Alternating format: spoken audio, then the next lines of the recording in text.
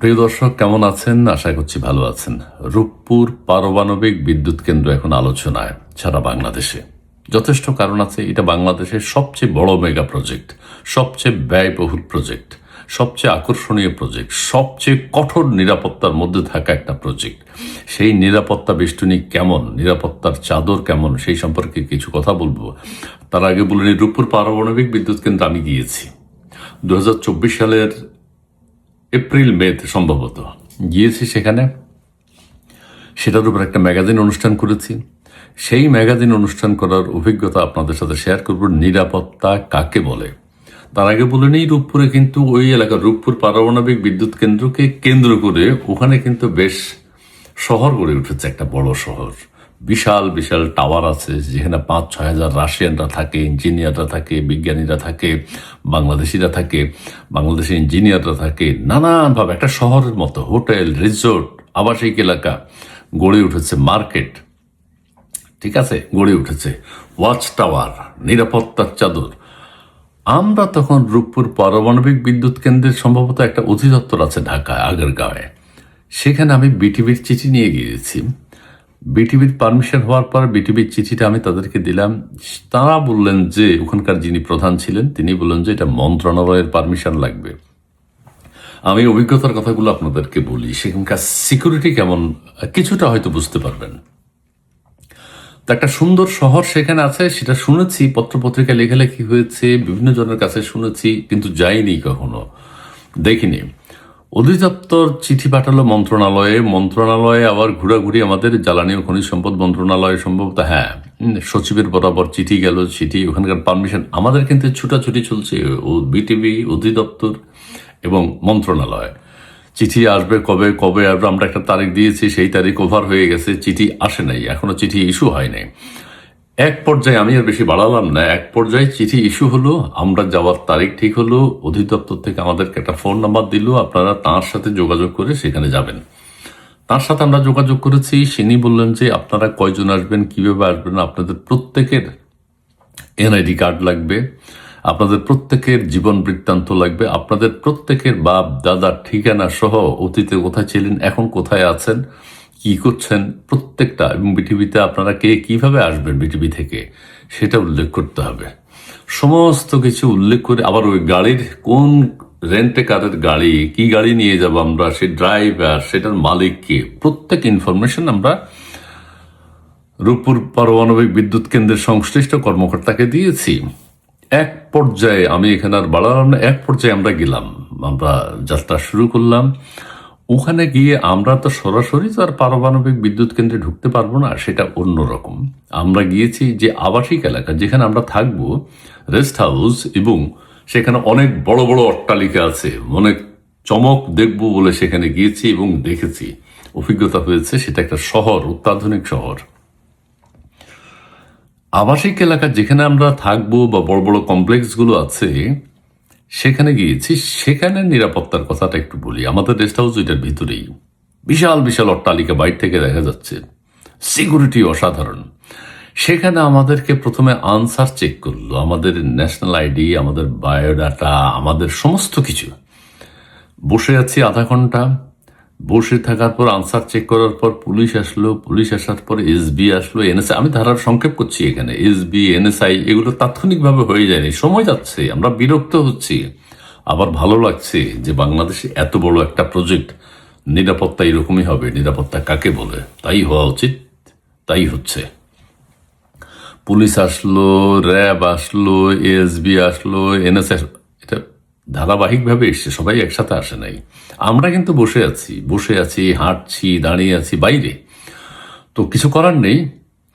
আর এরপরে সেনাবাহিনী আসলো, সেনাবাহিনীও বিভিন্ন স্তরে, সেনাবাহিনীও সরাসরি বলেন হ্যাঁ হ্যাঁ খুবই ভালো, আপনাদের তো পারমিশন আছে, ঠিক আছে আপনারা যান।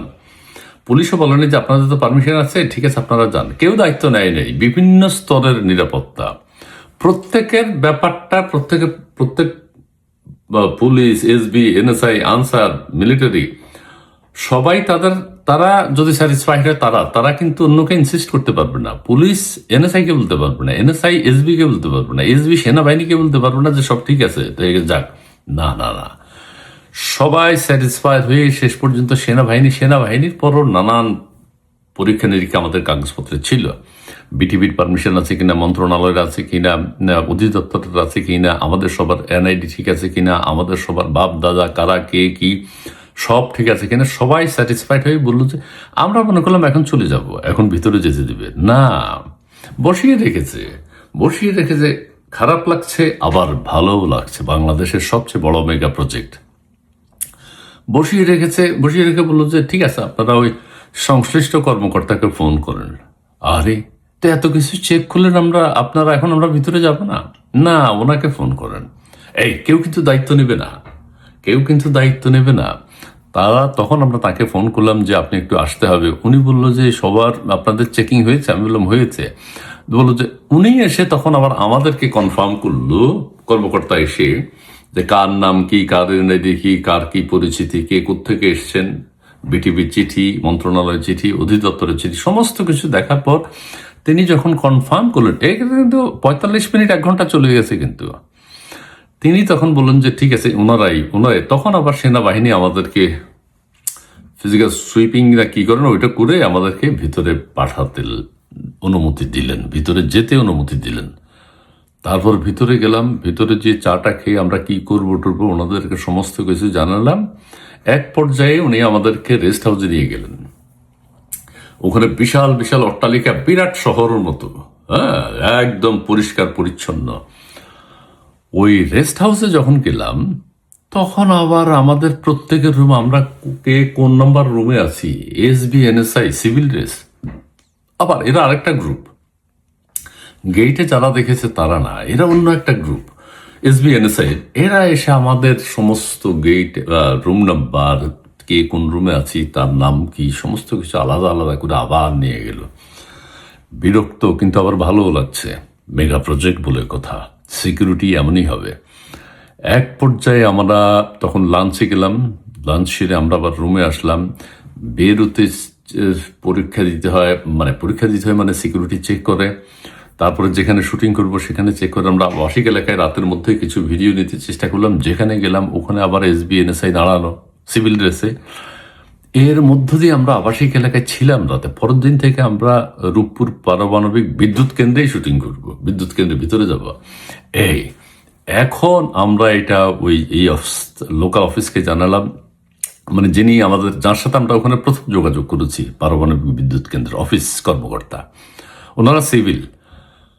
ওনার সাথে কথা হলো যে আমরা আজকে যাবো, এতটার সময় যেতে চাই। এখন এইটা হচ্ছে ওয়াচ টাওয়ার থেকে রাইফেল, বন্দুক ধরা, কিন্তু উপরে প্রত্যেকের সব জায়গায় কোনো প্রকার কেউ কোনো অবৈধ চলাফেরা সন্দেহজনক যদি মনে হয়, এসবি, এনএসআই চতুর্দিকে আছে। পারমাণবিক বিদ্যুৎ কেন্দ্র হচ্ছে বিশাল, রাশিয়ার উদ্যোগে। বাংলাদেশ সরকার সেই সিদ্ধান্ত নিয়েছে, শেখ হাসিনা সরকার সেই সিদ্ধান্ত নিয়েছে। আমার একটা ইচ্ছা ছিল যে আমি এই মেগা প্রজেক্টগুলো নিয়ে পৃথিবীতে ধারাবাহিক অনুষ্ঠান করব। অগাস্টের জানুয়ারি, ফেব্রুয়ারি, মার্চ থেকে প্ল্যানিং করে ওই মন্ত্রণালয়ের সচিব, তথ্য মন্ত্রণালয়ের সচিব ছিলেন হুমায়ুন কবির, ওনার পারমিশন নিয়েছি, ডিজির পারমিশন নিয়েছি, যে বাংলাদেশে মেগা প্রজেক্ট তৎকালীন সরকারের মেগা প্রজেক্ট প্রথমেই শুরু করেছে রূপপুর পারমাণবিক বিদ্যুৎ কেন্দ্র, তারপরে ছিল আমাদের পদ্মা সেতুর উপর করবো, তারপরে মেট্রো রেল, তারপর আরো ধারাবাহিকভাবে শুরু করবো প্রতি মাসে একটা। সেটা তো হয়নি, তবে প্রথমেই রূপপুর পারমাণবিক বিদ্যুৎ কেন্দ্রটা করে ফেলেছি। আচ্ছা, তো আমরা এখন যাব হচ্ছে একদম বিদ্যুৎ কেন্দ্র যেখানে হচ্ছে, যেটার ভিতরে এখন আমাদের নিরাপত্তা কেমন, আমাদের সিকিউরিটি না, মানে ওনাদের সিকিউরিটি আমাদেরকে এমন ভাবে রেখেছে, আমাদের নড়চড় করার কোনো সুযোগ নেই। কোথায় কত সেকেন্ড কত মিনিট থাকতে হবে সেটা ওনারা নির্ধারণ করে দেবেন। এর মধ্যে আমাদের শুটিং করতে হবে, ঠিক আছে। একজন গাইড ছিলেন আমাদের সাথে, তিনি আমাদের সামনে সেনাবাহিনী, পেছনে সেনাবাহিনী, বন্দুক তাক করা, সামনে সেনাবাহিনীর গাড়ি, পেছনে সেনাবাহিনীর গাড়ি, আমাদের লড়চড় করার কোনো সুযোগ নেই। আমরা কোনোভাবে একদম স্ট্রেট চলে যেতে হবে। ওয়াচ টাওয়ার থেকে কিন্তু ওয়াচ করছে, ওখানে কিন্তু গুলি, বিশাল এলাকা, 4টা বড় বড় চিমনি আছে, আপনারা দেখবেন, ও যেটা ধোঁয়া বের হয় দেখবেন, বের হচ্ছে ওখানের ভিতরে কোথাও। ওখানে কিন্তু বাংলাদেশিদের আবার ট্রেনিং হচ্ছে। রাশানরা যখন একসময় চলে যাবে তখন বাংলাদেশিরা এটা পরিচালনা করবেন। বাংলাদেশের ইঞ্জিনিয়ার, বাংলাদেশের প্রকৌশলী, বাংলাদেশের সায়েন্টিস্ট, বাংলাদেশের কেমিস্ট, ওইটা সেটা সমস্ত দায়িত্ব। ট্রেনিং সেন্টার আছে একটা বড়, প্রতিদিন ট্রেনিং হয় কোথায় কি কাজ হচ্ছে, কোথায় কি কাজ হচ্ছে। এবং আমরা রূপপুর পানের যে 4টা বড় বড় চিমনি আছে সেটার কাছেও গেলাম, কোথায় কোন পার্টের কাজ হচ্ছে, কিভাবে কি হচ্ছে, মাটির নিচে কি হচ্ছে, মাটির উপরে কি হচ্ছে। অসাধারণ একটা জায়গা, কিভাবে মানে লোড আনলোড করছে, কিভাবে অন্যরকম। আমি এটা বুঝে, ভিডিওগুলো আমার কাছে এখন নেই, বিটিভির কাছে আছে সমস্ত ভিডিও, নাহলে ভিডিওগুলো আমি শো করতাম। তারপরে চেষ্টা করছি এখন সেগুলো উদ্ধার করা যায় কিনা। তো এই সমস্ত আকার 2-3 দিন শুটিং করেছি সেখানে, আমরা 3 দিন ছিলাম, একদিনে তো আর হবে না। এই টাওয়ারগুলো আমরা কিন্তু কোনো দিকে নড়াচড়া করতে পারি না, আমাদের কেউ কোনো ইলিগাল মুভমেন্ট করতে পারবে না। যেখানে শুটিং হবে ওখানে দাঁড়িয়ে থাকতে হবে। বিভিন্ন জায়গায় ঢুকার বের হওয়ার আবার আলাদা ড্রেস আছে, ওই ড্রেস পরতে হবে। সেনাবাহিনী কিন্তু আমাদের সাথে আছে, সেনাবাহিনী কিন্তু আমরা যেখানে শুটিং করি সেখানে কিন্তু তারা গাড়ির মধ্যে বসে থাকে না, হাঁটাচলা করে কনফিউশনে থাকে এরা। কেউ কোনো দিকে কোনো আকার ইঙ্গিতে কোনো রকম অবিশ্বাস থাকতে হবে, এটা সত্য, এটা ঠিকই আছে। আমরা কোনো প্রকার অবৈধ আকার ইঙ্গিত, কারো চোখের ইশারা, কারো চেহারার এক্সপ্রেশন, এগুলোও খেয়াল করে সবাই। আমরা হ্যাঁ শুটিং, হ্যাঁ ইসমাইল ভাই উপস্থাপনা আপনার এটা বলেন। ওখানে কিন্তু আমি অনেক কথা বলেছি, বিভিন্ন জনের ইন্টারভিউ নিয়েছি, রাশিয়ানদের ইন্টারভিউ নিয়েছি। রাশিয়ানরা যে হোটেলে থাকে, যেখানে খায়, আমি আবারও বলি রেস্টুরেন্ট, হোটেল, তারপরে মার্কেট, রিসোর্ট, এগুলো হয়েছে বেশ রূপপুর পারমাণবিক বিদ্যুৎ কেন্দ্রকে কেন্দ্র করে। এগুলো থাকবে, এগুলো দেখবেন, ওইটা একটা পর্যটন এরিয়া হয়ে গেছে। এখন ভিতরে আমরা কতক্ষণ থাকতে পারবো, কতক্ষণ আমাদের লিমিট আছে। ওয়াচ টাওয়ার থেকে কিন্তু সেনাবাহিনী আছে, আর চতুর্দিকে ভিতরে কিন্তু আমরা যেটা দেখতে পাই না, গোয়েন্দারা আছে ভিতরে, আমাদের ভিতরেই আছে, আমাদের ভিতরে ড্রেস পরা আছে, কোথাও আছে, আমাদের আমরা চিনতে পারছি না, কিন্তু সেনাবাহিনীকে চিনতে পারছি, তারা ড্রেস পরা, অস্ত্র শস্ত্রে সজ্জিত। এবং আমরা যেখানে যাব সেই গাড়িটা আমাদেরটাকে স্কট করে নিয়ে যাবে, আমাদের নিরাপত্তার জন্য না, আমরা পারমাণবিক বিদ্যুৎ কেন্দ্রের নিরাপত্তার জন্য, আমরা যাতে কোনো প্রকার কিছু করতে না পারবে, কোনো প্রকার সন্দেহ আমাদের মধ্যে যাতে, আমাদের পোশাক চেঞ্জ করা, আমাদের ওই যে যখন পারমাণবিক বিদ্যুৎ কেন্দ্রের ভিতরে ঢুকি, সে তো আরেক এলাহি কাণ্ড। শুরুতে বলতে ভুলে গেছি, ওরে বাপ রে বাপ, সিকিউরিটি। আমরা বললাম বিরক্ত। আমাদের অনেকে বলে যে এত কিছু করে আসলাম, এত চেক হইলো, এখন আবার কি, এগুলো কিন্তু জোরও বলা যাবে না। আমরা বললাম রে বাবারে, আমি বললাম, আমি তো টিম লিডার ছিলাম সেখানে, আমি বললাম যে বাবারে, এটা একটা বড় মেগা প্রজেক্ট হচ্ছে, এটা মাথায় রাখতে হবে, নানানভাবে নানান জায়গায় চেক করা হবে। মন্ত্রী সচিবরা আসতেও এখানে চেক হয়, এরাও পারমিশন ছাড়া আসতে পারে না, এদেরও চেকিং হয়, ড্রেস চেঞ্জ করতে হয়, করতে হয়, জুতা চেঞ্জ করতে হয়, চুল ঢাকতে হয়, চোখে অনেক কিছু লাগাতে হয়, আলাদা আলাদা ড্রেস আছে প্রত্যেকটা জায়গায়। তো বড় কথা হচ্ছে শেখ হাসিনা সরকারের এটা একটা বড় মেগা প্রজেক্ট, চ্যালেঞ্জিং প্রজেক্ট। রাশিয়ানরা করে দেবে, এক পর্যায়ে আমরা এটার মালিক হয়ে যাব। রাশিয়ানদের অর্থ হচ্ছে 90%, বাংলাদেশ হল 10%। 2400 মেগাওয়াট বিদ্যুৎ উৎপাদন হবে দুইটা থেকে, 2400 মেগাওয়াট। ইটস এ বিশাল থিং, অনেক বড় ব্যাপার বাংলাদেশের জন্য। অন্যান্য আন্তর্জাতিক দেশগুলো, ধনী দেশগুলো চায় না বাংলাদেশে এটা হোক রাশিয়ার নেতৃত্বে, ঠিক আছে। তো বাংলাদেশে তারপরও সেই সরকার চ্যালেঞ্জ নিয়েছেন। সরকারের কথা বলি, এই যে টাকা কোত্থেকে আসবে, টাকা তো রাশিয়া দিয়েছে, রাশিয়ার প্রকৌশলী, রাশিয়ার ইঞ্জিনিয়ার, রাশিয়ার সবাই বিজ্ঞানী, সবকিছু রাশিয়ার।